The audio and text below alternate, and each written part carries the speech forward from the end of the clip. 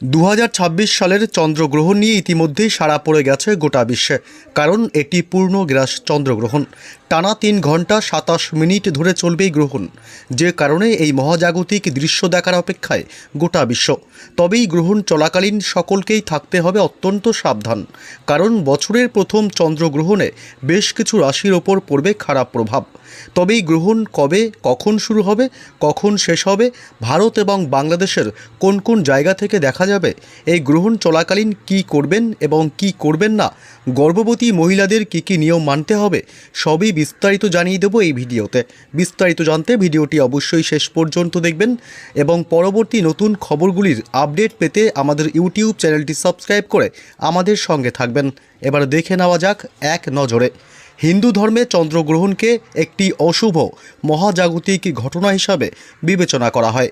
গ্রহণ চলাকালীন ধর্মীয় নিয়ম এবং ঐতিহ্য পালনের ওপর বিশেষ জোর দেওয়া হয়। গ্রহণের সময় সবথেকে গুরুত্বপূর্ণ বিষয় হলো সূতককাল। এ বছরের প্রথম চন্দ্রগ্রহণ ঘটতে চলেছে 3রা মার্চ, ফাল্গুন মাসের পূর্ণিমা তিথিতে। এটি হতে চলেছে বছরের সবচেয়ে বড় চন্দ্রগ্রহণ, যার স্থায়িত্ব হবে 3 ঘন্টা 27 মিনিট।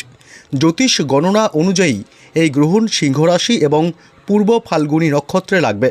যেহেতু এই গ্রহণ ভারত থেকে দেখা যাবে, তাই এর সূতককালও এদেশে মান্য হবে। অনেকেরই মনে প্রশ্ন জাগে, সূতককাল আসলে কি এবং গ্রহণের কতক্ষণ আগে এটি শুরু হয়। আসুন জেনে নিই এই সময়ের বিধিনিষেধ সম্পর্কে বিস্তারিত। ধর্মীয় এবং জ্যোতিষশাস্ত্রীয় দৃষ্টিভঙ্গি থেকে সূতককালকে অত্যন্ত অশুভ এবং অশুচি সময় বলে মনে করা হয়।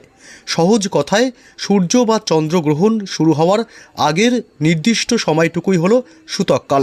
এই সময়ে বিশেষ সতর্কতা অবলম্বনের পরামর্শ দেওয়া হয়। সূর্যগ্রহণের ক্ষেত্রে মূল গ্রহণ শুরুর 12 ঘন্টা আগে থেকেই সূতক কার্যকর হয়।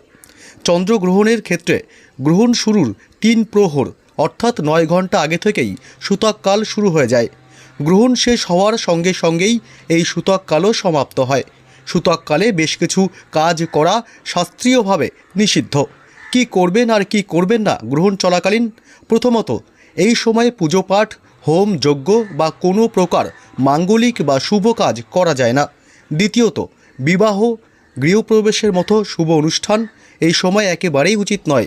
তৃতীয়ত, সূতক চলাকালীন খাবার তৈরি করা বা খাবার খাওয়া নিষিদ্ধ বলে মনে করা হয়। চতুর্থত, স্পর্শ বা দেবমূর্তি। এই সময়ে দেবদেবীর মূর্তি বা তুলসী গাছ স্পর্শ করা উচিত নয়। পঞ্চমত, গর্ভবতী মহিলাদের সতর্কতা। সূতক শুরু হওয়ার পর গর্ভবতী মহিলাদের ঘরের বাইরে বের হওয়া উচিত নয়। এই গ্রহণ কখন শুরু হবে, কখন শেষ হবে জেনে নিন। আগামী 3রা মার্চ মঙ্গলবার চন্দ্রগ্রহণের সঠিক সময়সূচি।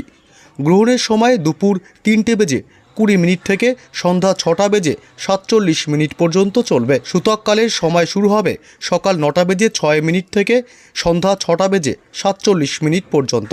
গ্রহণের খারাপ প্রভাব এড়াতে এই সময়ে জপ এবং ধ্যানের ওপর জোর দেওয়ার পরামর্শ দেন বিশেষজ্ঞরা।